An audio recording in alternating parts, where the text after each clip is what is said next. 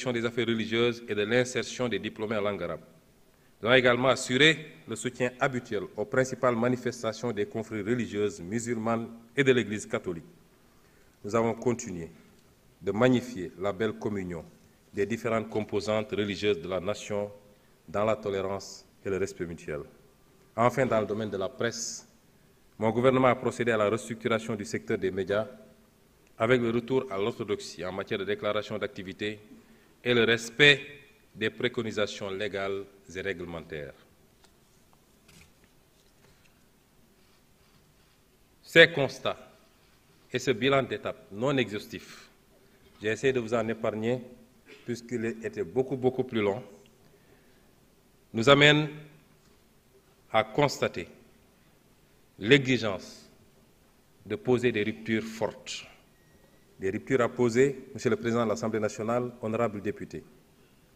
L'état des lieux dressé ci-dessus est particulièrement grave. Notre ambition de mettre le Sénégal sur une nouvelle trajectoire n'est pas compatible avec ces méthodes du passé.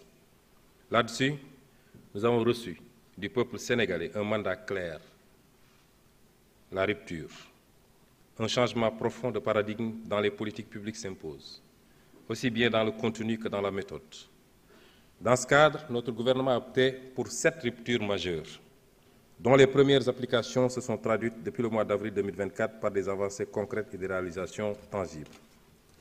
La première rupture, c'est le retour de l'ambition. C'est le retour de l'ambition. Nous sommes capables de nous développer et nous le ferons par nous-mêmes.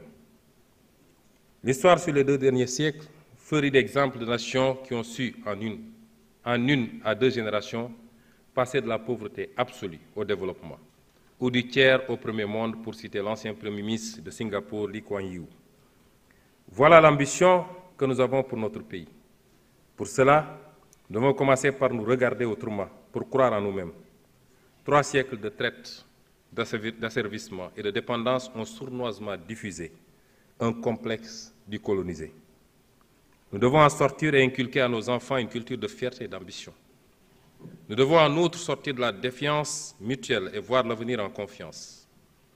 Nous devons avoir une confiance paisible, mais inébranlable, en nous-mêmes et au génie de notre peuple. Confiance en nos compétences locales pour penser notre développement. Confiance en notre secteur privé national, dans le cadre d'un patriotisme économique réfléchi, stratégique et assumé, pour valoriser pleinement nos ressources locales et développer des moteurs de croissance endogènes et compétitifs. La seconde rupture est celle du passage d'une logique d'urgence et de saupoudrage à court terme à une logique de vision et de planification à long terme. Si nous voulons être développés dans 1 à 2 générations, c'est maintenant qu'il faut définir ce que nous voulons devenir et commencer, pas à pas, mandat après mandat, à poser les briques successives vers ce Sénégal de demain. Nos classes politiques ont pris l'habitude de faire miroiter des miracles d'ici la prochaine élection. Comme nous avons des élections tous les 2 à 5 ans, la vision et l'action sont focalisées sur le court terme et les trésors de ressources financières, humaines et de temps mobilisés de façon non coordonnée dans la recherche d'effets spectaculaires du jour au lendemain, nous ont fatalement retombé, tel Sisyphe, au pied de la montagne, avec notre fardeau toujours plus lourd et nos forces toujours moins vives, de la vanité de nos efforts.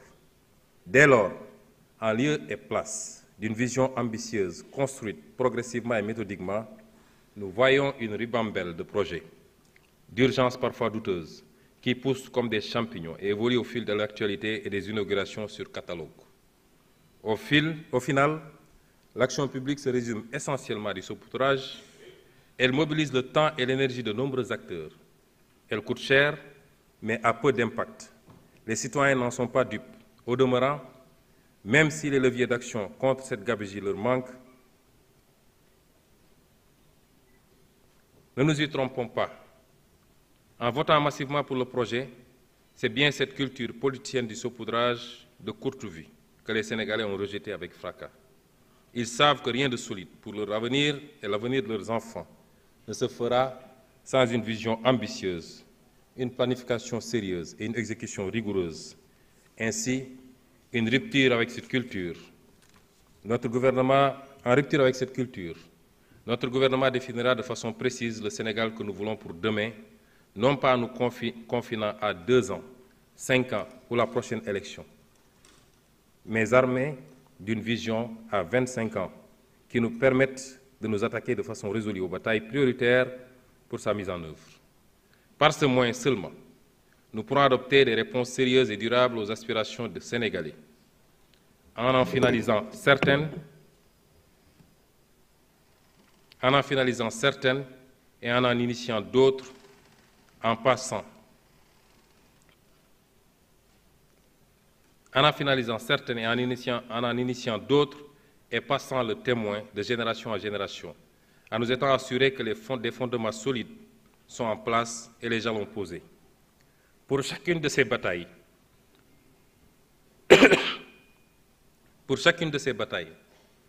notre gouvernement communiquera de façon honnête, transparente et responsable avec les citoyens. L'obsession de la prochaine élection, les pressions politiques du moment ne doivent pas dévier les actions sur le court terme et produire des effets détournés dans la conduite de politique et de décisions qui exigent une vision à long terme. C'est maintenant qu'il faut redonner au plan son rôle et sa dimension djaïste au sens du président Mamadou Dia. Ainsi, l'agenda national de transformation, désormais unique référentiel de nos politiques publiques, élaboré en seulement 6 mois, entièrement par des compétences nationales, sera opérationnalisé à travers un master plan de 10 ans qui déterminera les choix de politique sectorielle et un plan d'action quinquennal qui encadrera rigoureusement la programmation et l'exécution budgétaire. La troisième rupture est celle d'une logique de dépense à une logique de résultat. Le sentiment largement diffusé aujourd'hui, c'est que l'impact d'une activité se mesure au montant dépensé. Il y a toujours des inondations. Pourtant, nous avons dépensé des milliards. L'agriculture sénégalaise va mal, mais non. Regardez tout ce qu'on a dépensé en subventions et en machines. Cette culture apparaît dans toute l'ironie de sa splendeur lorsqu'on présente un budget de 7 000 milliards comme une prouesse. Ce qui compte, ce n'est pas de dépenser des milliards, c'est de bien dépenser ces milliards pour changer dans les faits et pour le mieux la vie de chaque Sénégalais. Ainsi, notre gouvernement travaillera à réorienter notre administration vers une culture de résultats. Notre priorité, ce ne sera plus combien de milliards ont été dépensés, mais bien l'impact relatif de chaque franc dépensé. Nous allons bâtir un État sénégalais capable, avec moins, de faire mieux. Du reste, cette logique du résultat et de l'impact ne sera pas seulement valable pour les dépenses issues de nos ressources publiques, elle le sera tout autant pour les ressources issues de nos partenaires au développement. À cet effet, nous avons commencé à mettre en place un nouveau dispositif d'identification et de sélection des investissements publics, en évitant d'engager des opérations d'investissement que le secteur privé pourrait et devrait réaliser. Dans cette perspective, la politique de partenariat de type public-privé sera repensée pour corriger les déséquilibres et imperfections constatés au cours de la dernière décennie. Une attention particulière sera apportée aux co-unitaires en redéfinissant la politique de commande publique et en retenant partout des prix de référence. La qualité des ouvrages et les délais de livraison de la commande publique deviendront des normes que tout contractant devra respecter. Par-dessus tout, la transparence devra être de rigueur dans le choix des entreprises contractantes qui devront remplir toutes les exigences de qualification et d'expérience requises. La quatrième rupture est celle d'une logique de gestion partisane à une logique de participation citoyenne. Notre ambition pour le Sénégal ne peut réussir sans une adhésion durable des populations et sans la participation de tous à la construction commune d'un Sénégal nouveau. En votant pour le projet, les Sénégalais ont également rejeté cette façon de faire de la politique, où l'on proclame la main dans le cœur, la main sur le cœur, que la patrie viendra avant le parti, et où chaque acte posé démontre le contraire. Nous ne voulons plus d'une gestion du pays qui se résume à la gestion partisane d'une clientèle politique. Nous ne voulons plus d'un pays où les richesses sont accaparées par un clan. Nous voulons, au contraire, un pays où les ressources du pays sont gérées au profit de tous et où le mérite est plus important que l'appartenance familiale, ethnique ou politique. La cinquième rupture consacre le passage d'une gestion centralisée à outrance à une logique de gestion déconcentrée, une logique, disons, territorialisée. En effet, Notre ambition pour le Sénégal ne pourra être réalisée sans une gestion plus proche des territoires. Faire reculer le centralisme au profit de la gestion de proximité. Notre action sera dès lors de procéder à de profondes réformes en matière de décentralisation, de fiscalité et de gestion budgétaire, entre autres, afin de libérer le potentiel de nos terroirs. Au sein de ces pôles, les villes épicentres seront au cœur de la nouvelle stratégie. Elles bénéficieront d'investissements conséquents en matière d'eau et d'assainissement, d'électrification, de gestion des déchets, d'infrastructures de transport et numérique, et j'en passe. Dans la même foulée, la décentralisation sera approfondie en renforçant les compétences, les capacités et les moyens financiers des collectivités territoriales. La charte de la déconcentration sera intégralement mise en œuvre afin de rapprocher l'administration des usagers du service public. La 6e rupture consiste à bannir la logique d'accaparement au profit d'une minorité, au profit d'une logique d'équité et de justice. La reddition des comptes, puisque c'est de là qu'il s'agit, ne doit plus être perçue comme une exception aux règles de gestion de la chose publique, mais plutôt comme un principe de transparence et une exigence de gouvernance. Nous nous inscrirons dans ce cadre, aussi bien pour l'audit de l'utilisation des fonds publics antérieurement à notre arrivée au pouvoir que pour la gestion des affaires publiques durant les années de notre gouvernance. L'État veillera à ce que les structures de contrôle et les juridictions compétentes puissent exercer leurs missions respectives, conformément aux lois et règlements, mais également en application des principes de la séparation des pouvoirs et de la présomption d'innocence. Nous mettrons ainsi en œuvre les conclusions des assises de la justice ayant fait l'objet de consensus et poursuivrons les consultations et le dialogue pour bâtir un pacte social durable. Nul ne pourra désormais se prévaloir d'une proximité partisane pour accéder à des faveurs indues ou se protéger de sanctions méritées. Chaque talent national sera promis en ne tenant compte ni de son origine, ni de sa religion, ni de son appartenance partisane. Enfin, la 7e rupture implique le passage d'une administration bureaucratique à une administration moderne et performante.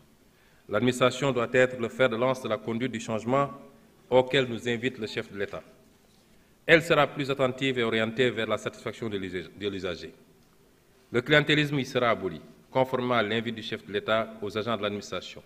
Chaque agent de l'État, à quelque niveau qu'il soit, devra faire sien le nouveau paradigme d'une administration performante et moderne. À cet effet, le gouvernement engagera les réformes idoines pour doter les services administratifs de capacités humaines qualifiées et motivées, ainsi que des moyens de fonctionnement liés, tout en amplifiant la lutte contre le gaspillage dans les dépenses courantes. La corruption et la concussion seront combattues sans faiblesse, en commençant par accélérer l'automatisation des procédures administratives. Nous avons déjà entrepris de bâtir une administration publique autour des principes de probité et d'intégrité, autour du Djoub, du Djoubel et du Djoubbanti. Monsieur le Président de l'Assemblée nationale, honorables députés, après vous avoir rappelé ces principes et après vous avoir dressé l'état des lieux, vous avoir rappelé les 7 principes qui vont fonder notre logique de rupture, nous allons faire quelques développements sur le CAP 2025-2029.